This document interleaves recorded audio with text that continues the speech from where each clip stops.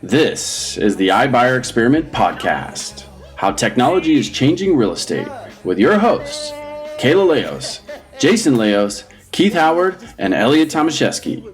Please consider subscribing so you're notified when we launch new podcasts. Let's go. Show me the money. What is up? Today we are talking about the biggest real estate news that's probably hit this entire year. Crazy. Zillow has switched to hiring their own agents to manage their instant offer expansion. No surprise. We are also talking about the home buyer migration trends. Apparently they're the largest they've been in a few years. Well, again, that doesn't surprise me.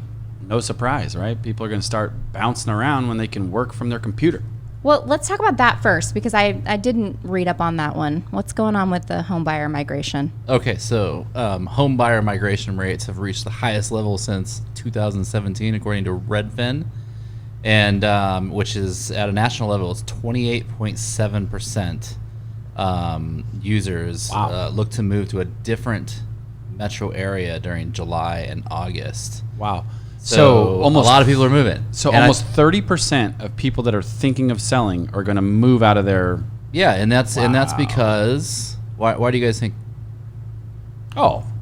I think there's a lot of reasons. I think there's one big main reason, right? COVID? Well, because people can work from home. Well, that and maybe get out of the less congested area, right? Like COVID. Well, okay, so I need to get out to the woods so I can social distance. So they have a little graph here, the top 10 metros by net flow of users and their top origins. So the top metro area that is getting the biggest net inflow is Sacramento, California, and they are getting the most amount of people coming from San Francisco, California. Well, interesting. You get to still reap the benefits of California. They're reaping the benefits money. of the salary of the Silicon Valley companies, and then they're moving over to Sacramento so they can get a bigger place. Right? Home prices are like half the price in San Jose as they are in SF. So that was number one. I know Phoenix made the list. They did. And then so number two was Austin, Texas, and people from San Francisco were moving to Austin, Texas, and then Phoenix was number tech three. Move there too. And Los Angeles, California is the biggest inflow area for Phoenix. That's probably because of Joe Rogan. Joe Rogan bailed from California and just moved to Austin, Texas. Did he really? Yeah, like a couple weeks ago. He's there officially. That's where all his podcast. He's been hating on California. Yeah, they're trying to pass bills that basically say if you move out, you still have to pay your California taxes for like 10 years or something like that. Well, if you're wealthy. How are you even going to get away with something? That's why people. I think working from home is definitely big. But hey, if we want to get political for 10 seconds, you have these terrible mayors and governors all across the United States that are now becoming dictators. Yeah. And go do what I want. People off, and I think they're realizing it and they're moving. Yep. So I think that's another big reason. Yeah, the first 4 cities of outflow were in California, then it goes into New York, and then another California, and then Florida, and then all 3 New York. So most of it's California and New York are moving out. You know what's funny though? All those cities that you just mentioned, right, a lot of every single one of them have a heavy tech workforce, right? Like there's a lot of tech in every single one of those places.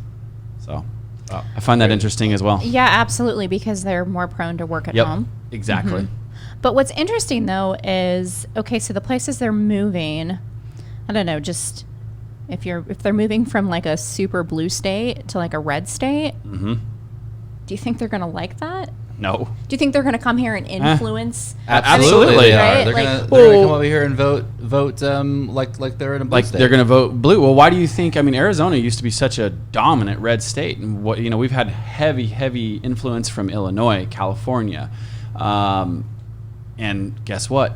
Yeah, the vote has gotten more diversified. I read something in the forum the other day. Like someone was holding an open house, and an agent came in with a client had a gun on them. And I saw that same one, and they were freaked out. And I was like, oh my gosh. Right. Oh my gosh. We're in Arizona, dude. Yeah. Like, open carry, bro. Wild West. If you're going to come over here, you're going to see people with guns, and most people are concealed carrying. So, But you know what's funny? Everybody I've ever seen who carries a gun on their hip or has that type of mindset, they're some of the most respectful Yeah. Of course. Easy to get, like they live life differently. They're chill. They're not out there doing dumb stuff, right? Where most people think that the people with the guns are trying to they intimidate think they're the crazy people ones, and it's the and they're opposite. going to shoot people, but no, they're there to protect themselves. So Have you guys seen those T-shirts? Since we're on the topic, I've seen it for Texas and Arizona because of New York and California. And yeah, I know what you're it says saying. don't make my Arizona, or don't bring California my Arizona. There it is. And then Don't it bring says the same wait, say thing it for again? Texas. Texas, don't California my Texas. Yeah, you can come here. You're welcome. Yeah. You know, Yeah. you left there for a reason. You better adapt and thrive. Yeah, absolutely. So That's super funny. interesting, though, Yeah, guys. that's good stuff. And yeah, I look at Phoenix and the growing metropolis that we are, and Netting over just- 100,000 people a year yeah, still. It's insane, the growth crazy. that we have here. It really is. But man, it's hot. I hope these people know this how summer hot was it is. the worst. I mean, we all know it's the worst on record, but man, as somebody who's it lived still here for is. 15 We're- years, we're at 100 Wait, degrees. Right. It's 98 right now. Seriously, I Is am it really jealous 98? of all of these people that are like probably cozying 100. Your up watch and is enjoying wrong. the fall weather. I know. Not us. Well, It's it's not. supposed to be It's not 102 three. today. Yeah, it's not 3 o'clock yet. It'll get to 102. yeah, the 10-day forecast. There's not. It's all triple digits. I know. It's And we're in insane. September. End of September. 2 to 6 It is o'clock. definitely an inferno. We're almost in out there. October. Okay, let's take a different spin on this. If we have a lot of people that are moving here from Phoenix or are moving to Phoenix from Los Angeles, obviously their buying power is a lot greater if Boom. they're homeowners, right? Yeah. They're coming here, they're buying a home, they're cashing out in LA. And so If they're working from there, making the same money. right. So what does that do to I don't know, price brackets, Well, I think right? that's why there's a lot of that $750 to $1 million that getting are, absorbed. that are being like it's competitive right now. Yep. That $750 to Very. $1 million. I know. Very Come impressed. from there. It's never been yeah, like that Oh before. my God! I can buy a place like this for $800,000. They're probably mind blowing. It's like I a know. $4 million place in California. Yeah. Very Absolutely. true. Very true. Yep. So what are the amenities that these California buyers are going to want? A pool. Open floor plan. Well, I bet an open floor plan here is going to do for them is going to do extremely well because of the simple fact that, like you said, that $800,000 house out there was a little 1,400 square foot house, depending on where they're. Well, I think outdoor living. I think outdoor living Yeah. is what they're looking for. Obviously, during the summertime, it's hot, but definitely a pool, right? A pool and an outdoor living space. Because in California, you're always outside. Well, and I think we're going to have the resurrection of the home office. We've talked about this before, Totally. and we're already seeing that. But multiple spaces where people can go and kind of hide. Yep. Yep. Absolutely. So let's talk about Zillow. Right? We have We all. wanna get- we Let's wanna- let's talk about the I mean- elephant in the room. Everybody is talking about this. The Arizona Real Estate Forum blew up when the news broke. Yep. And agents, All the forums. Agents are just, all the forums, but that just happens to be the one that Huge. I'm in. And everybody is just outraged. And I'm going, why are you so surprised? Duh. Yeah, right? We should start Well, a new because- term. Whatever. So goes Opendoor. So goes the other iBuyers. Well, that and I mean, it was just, the writing was on the wall. Right. We just talked about Yeah. it like a week ago. We said, is Zillow next? And then Yep. sure enough, they're next. Isn't that funny? We've made 2 predictions, like literally 2 weeks in a row, where I was the one before I was wrong, where I said I don't think Opendoor wants to go public because they want to keep their books private. And here we go. That ended up happening. You were talking about Zillow last week. Here we go. Here we Yep. go. Here we go. Yeah, Saddle up. we even said that, right? Well, Yeah. like, is Zillow next, right? Yep. Absolutely, they are. So I think that why some of the agents are really believed that they weren't is because Zillow has, what do they have? I mean, a representative in each little area, each little market area. Yep. And I found this little clip from Jay Thompson that he posted a while ago, and it says, people have been saying for 11 years that we want to become a broker. I suspect they'll be saying it for another 11 years. If becoming a brokerage was our plan, what are we waiting for? We could find a broker in every state tomorrow, cut them a check, and be nationwide brokerage within a week. We haven't done it yet because it's not our plan, and it doesn't support our business model. We're not about to throw away everything we've done in the past decade, throw away hundreds of millions of dollars spent on development, and fundamentally shift our business model. That's why agents believed that Zillow wasn't going to become a broker.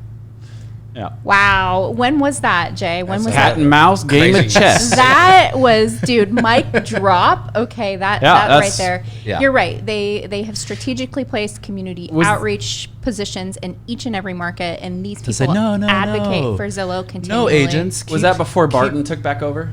I You know? don't know. I have no Okay. idea. But and Jay Thompson was notorious for going into these things saying, no, we're not doing this. This is what we're doing. This is not our plan. This is Zillow. In the good. background, he's going, whoa. Zillow Okay. good. Agents retarded. Let's take a quick look at the status of the real estate industry. First, we have the lowest barrier of entry to get in. For $1,000 in 90 hours, you can have your real estate license and help someone with the largest decision of their life. It's extremely oversaturated, right? There are And- 2 we have million what? real estate 30, well, and agents. 37,000 here locally. Yeah, it's insane. And the independent contractor status is extremely inefficient. Agents don't invest back in Oh. innovation. We Check are one the of check. the largest asset classes, and we spend less than 0.5% on innovation. You compare that to other asset size classes of ours, and they're innovating at 3%, right? So the status quo was just prime for disrupting. And I think that Opendoor came in, showed us a way. OfferPad copied them because Brian Bear is the biggest copycat I have ever met in my life, including his I'll second sweater that. vest. And I think He that copied Mr. Rogers. yeah, he did. He absolutely did. And then Zillow saw it and said, "Yep, we're going to do this too." You know what? Let's just. I want to dive on that just real quick with Brian Bear. It is what it is. I was just talking with. Is it Jeff? Bill. Bill. I don't know why I keep saying that. You Bill, just used to work for Opendoor. former Opendoor employee. That's an agent at the JK Realty. We were just talking about that. I'm like, you don't see Rich Barton doing advertising videos for Zillow. You don't see Eric Wu doing advertising 'Cause he's a videos realtor. for Opendoor. But Brian Bear, he's all over my Because he's a freaking realtor. YouTube. That's part And- of the but case in point. come One of the on, things we were that's talking about that's last time. egotistical. Right, it's his You ego. can't Yep. you can't find somebody Nope. more savvy than you, better looking, that can talk better. You just went better looking. I hope he hears this. To advertise for you. Come on, there's something not right there. We are a little All right, salty. sorry. We're a little salty. That's my rabbit hole. Let's move on. But yeah, No. I think that it was just too much of an opportunity, and someone else painted the picture, and Rich Barton seized on it. That's the bottom line. And Well, and I mean, let's face it, Barton. We were just I think conversation you and I were just having yesterday. That's a dude that if you want to like try to pick up his breadcrumbs, I'll pick up his breadcrumbs. What does he have? $3 billion companies that he's yeah, innovated right? and created. Yeah, let's actually Insane. talk about that for a second. Rich Barton, not many people know this. He created what? Glass House, Expedia, and Zillow. Wow, crazy. I know. Every single one of those companies I juggernauts. just mentioned are all multi-billion. Expedia is worth. I know when we looked up the valuation a while back, it was worth $18 billion. It's worth more Wow. than Zillow. I know. You imagine being at the table and he's had several opportunities. Like, well, should we buy it Warren from you? Buffett Should opportunities. we buy it from you for? Will you take $10 billion for the company? Will you do $10 billion? I don't know. Well, maybe for a 10.5, let's do the deal. I mean, imagine those conversations. Throwing around Yeah. billions. Well, let's dive back into seriousness though. Like, so what does this mean to the industry, right? Like Zillow, Opendoor, OfferPad, Redfin, all being iBuying brokerages now, right? They are going to compete for listings, compete for buyers, and backed with millions of dollars to buy the house. Right? They literally can walk into the house. Hey, we'll put it on the market, or it's sold. Your choice. Hey, Or we'll put it on the market. It doesn't sell. Now you want to sell it to us? Go ahead. Yeah, We'll do it. Or you want to be a buyer? We'll turn you to a cash buyer. Right? There's a lot of those types of things that they're doing. So what does that mean for the industry? Well, I think if you're a real estate agent, you better wisen up because it means things are changing. Yep. And I know we've all talked about this. I think what it's going to do is eliminate maybe some of the people in the industry that are hobbyists or don't take their real estate career as a business. And I think that obviously the market will always favor innovation. And that is exactly what these companies are doing. I got a question for you on that. Do you think our fees, because these companies are boards, MLS, all that, there's a solid chance that the industry could lose a lot of realtors, boards, etc. It's not a solid chance. It's going to happen. Do you think our fees will go up? Because I wouldn't be against that because that'll keep the riffraff out. That will definitely be a side effect. I think our dues will go up. They have to. They have if to. They don't That's what I'm have saying. all of those paying members. They have fixed costs. Well, I mean, they're gonna have to cut costs too. I mean, how? these fancy buildings that they have, like True. that costs Well, and the tech. I mean, a lot of their hundreds of tech thousands is of dollars old a month. too now. I mean, us being in the forefront of developing tech now for the last couple of years. When you really start diving into their platforms, yes, you realize how many moving parts they are, but their user interface sucks. Right? It's not the best. Here locally, our Flex MLS, is that what you're referring to? Yeah, well, and Flex is, I think, the second biggest. They in the second most amount of markets. They're huge. Yeah. So, Well, I think also our dues will go up, but what's also interesting about this Zillow announcement, kind of buried in it, and nobody's really talking about it, so maybe I'm like really off in left field thinking about it, but Zillow also announced that instead of the 1,000 or so data feeds that they purchased from companies such as Relogy, they had an agreement to purchase data feed from Relogy that expired in May. They're not renewing it because now that Zillow is a broker, they're going to have IDX feeds. And so something that it just like immediately peeked into my mind is right now, if you list a home, you have the option of excluding it from the Zillow data feed. syndicate or right? not. So you don't have to syndicate your leads or your listings to Zillow. Now, why is this important? Well, you could have a brokerage that does a lot of market share. And I know this happens in markets like, especially like vacation markets. Like I know that in Pine Top, Arizona, this happens a lot. I know that in Flagstaff, Arizona, this happens a lot. Loco won Revelation for a long time. They killed it in Chandler. Right. So, well, I'm talking about specifically they don't syndicate. Right. They're as a collective, they say, you know what, we're not going to put our listings on Zillow because we want the consumers to come to us and we kind of want to maintain that value proposition. So now that Zillow has an IDX feed, they don't have that problem anymore. That problem solved. We've lost that power. You brought that up yesterday. When you think about it, I mean, this game has been so well played by them. You cannot.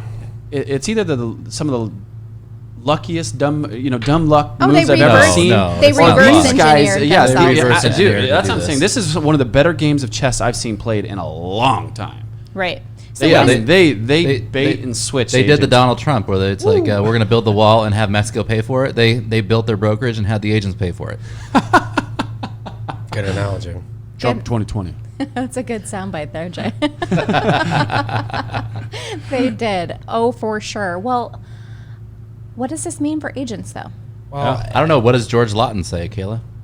Oh, yes. So bringing that hotness. All right. So George Lawton is a very respectable realtor here in the Phoenix area, and they do. Well, and he's killing it. They have had the Zillow offers contract, and they listed the homes for Zillow. And over the past few years, I'm sure they've done just hundreds and hundreds of home sales for Zillow. And so they definitely had the goose that laid the golden egg for sure. Well, we pulled this transaction count last year. It was like over 800, right? Yeah, it was high. So he's had this killer relationship with Zillow, and then this news breaks, and he's actually quoted in the article on Inman, basically saying that, "Oh, this is a good thing. There's more opportunity." And I'm going, I just lost my golden goose, but hey, this is awesome. So my BS meter was just through the roof. I thought that it was spin. I'm like, come on. I appreciate the positivity and looking for opportunities, but you were bummed. I don't believe you, George. And it's not going to affect until 2021. That's what I was going to say. Not till 2021. So he's got a few months of still kissing up, puckering up. Yep. Little lipstick. Maybe they'll move their whole license over. True, maybe. I doubt it because they're going to be W-2. Right. They're not going to be making. I mean, so if they were paying $28,000 a month for leads or whatever, and they're making $150,000 in a month in sales commissions. Zillow's not gonna. They're not gonna come in and be like, "Oh, I'll give you $150,000 a month to sell all these houses." They're looking for agents to pay them $5,000 a month or a salary of $75,000 to $85,000. I wonder what the salary is going to be for an agent that is a listing agent. Well, I think. But let me finish what you were going to say on that. I think that they're going to have probably a good commission structure. Being that he has the experience, he's going to have an opportunity to come in, create the sales force, right, and find himself at probably a decent position, just like Jim Sexton, when he went over to Opendoor. That one would always surprise me back in the day. It's like, as an agent, do you want to go back into this solid grind, or do you want to stay hooked up to the conglomerate that's giving you never-ending just leads because they're spending that money? I mean, school of thought. I just feel like it's a different mindset. It is a different mindset. An entrepreneur, if you are an entrepreneur, you're unemployable. You're an entrepreneur. You are not employable any longer. I agree. If you're a true entrepreneur. Agreed. And I think that it's just a different mindset. And I think that they're going to find people that don't have that entrepreneurial mindset. They're going to find people that are 8 to 5ers, which is, it's great, right? It's actually, I think it's smart for Zillow. If I was Zillow, I would do the exact same thing. Well, like you were just saying a second ago, if you're a publicly traded company, right, your sales force is one of the, with hands down, most important pieces of your entire organization.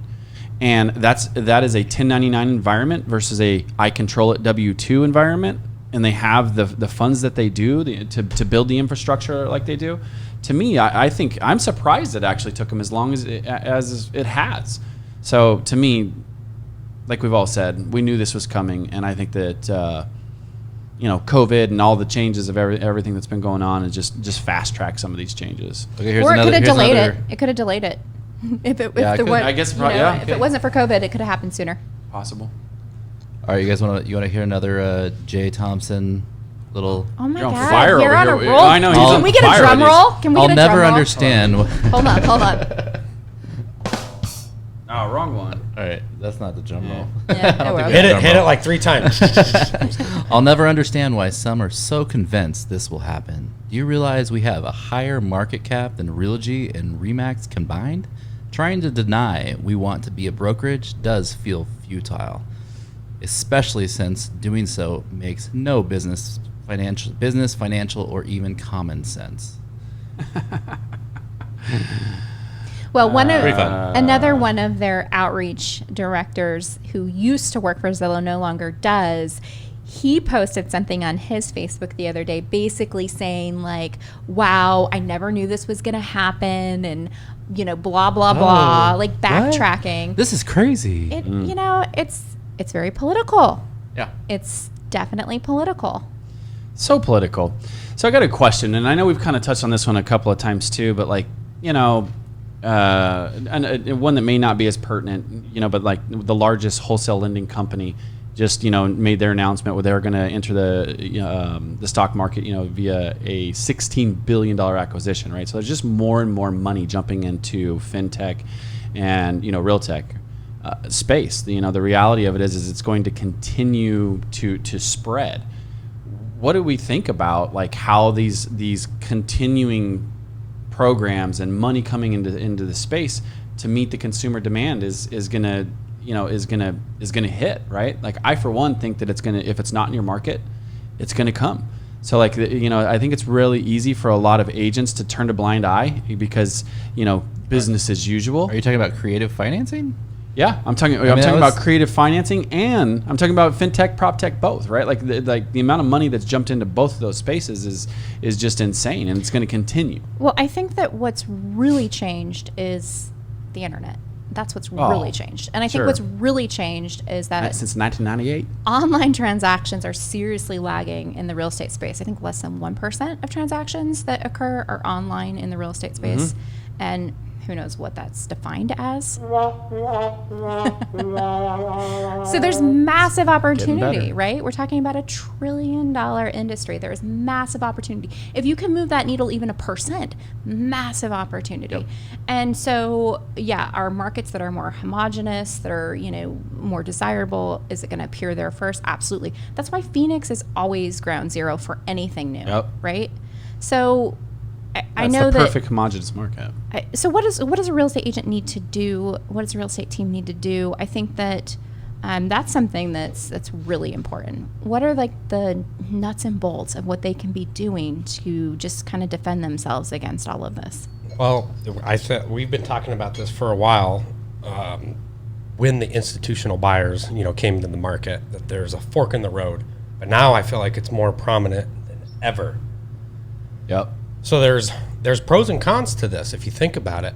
Think about any massive, large institution that takes over a market.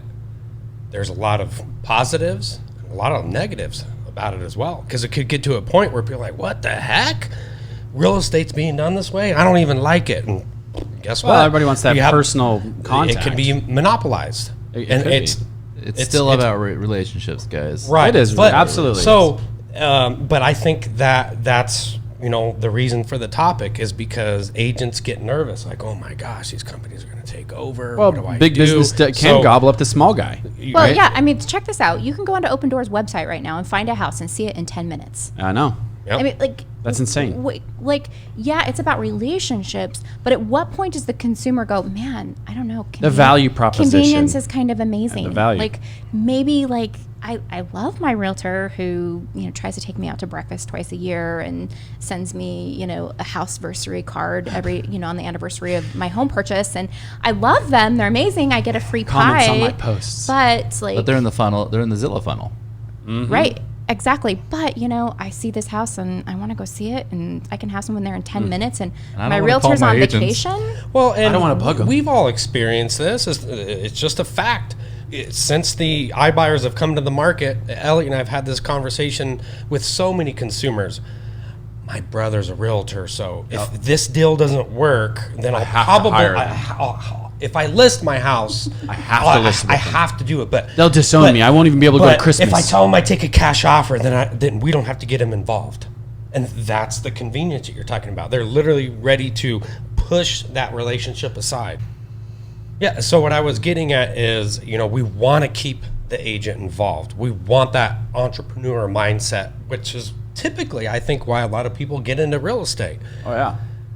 And they are concerned about these billion-dollar companies and corporations coming in and saying, this is how real estate's going to be done. And it is. It's freaky. It was freaky for us, too. Like, Well, they're the trendsetter, right? And then everybody tries to copycat off of them because them and their billions of dollars are setting the tone. So it doesn't have to be that way.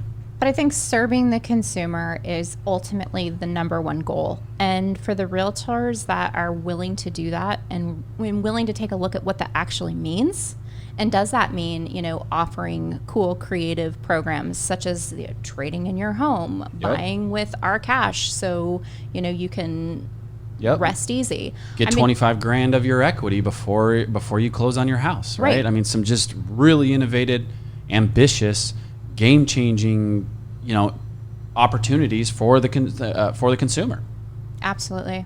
All things that we've created and are in the environment for real estate agents only as an open source platform to be able to compete with the likes of Zillow, Opendoor, OfferPad, right? You don't have to go join them. You can actually sit down at the table, per se, and beat them at their game because you have the relationship.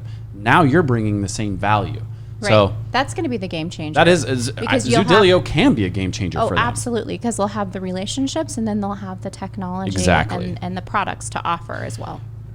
Well, think about it for us, whether it was Offervana, Opvana, and Zoodealio. How many consumers came to us that already went to Zillow and Opendoor? But they were like, hey, we see this cool company. They're talking about getting me multiple cash offers. So let's see what they have to do because... And we couldn't even get an offer from those corporations because they already went to the consumer. So that's why Zoodealio is going to be so powerful. Yeah, private offer. You know what? As an agent, eventually iBuyer. we'll get to the point. You know what? Go to Opendoor, go to Zillow, and they'll welcome that. Or you can do it on behalf of your client, but there's going to be an in-house cash offer by Zoodealio that you now will be able to give to your consumer to compete with these billion-dollar companies. So we want to give the power back to the agent. Well, think about how powerful it is having your own private iBuyer. That's what we're talking about. Yep. So Yeah, guys. Thanks for listening. Yeah. Thanks We for tuning appreciate in. y'all, and tune in next week. Awesome. Deuces. yeah.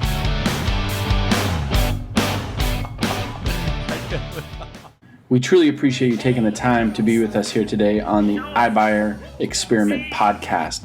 Please remember to like, and subscribe so that you're notified when we launch new podcast. We'll catch you on the next one.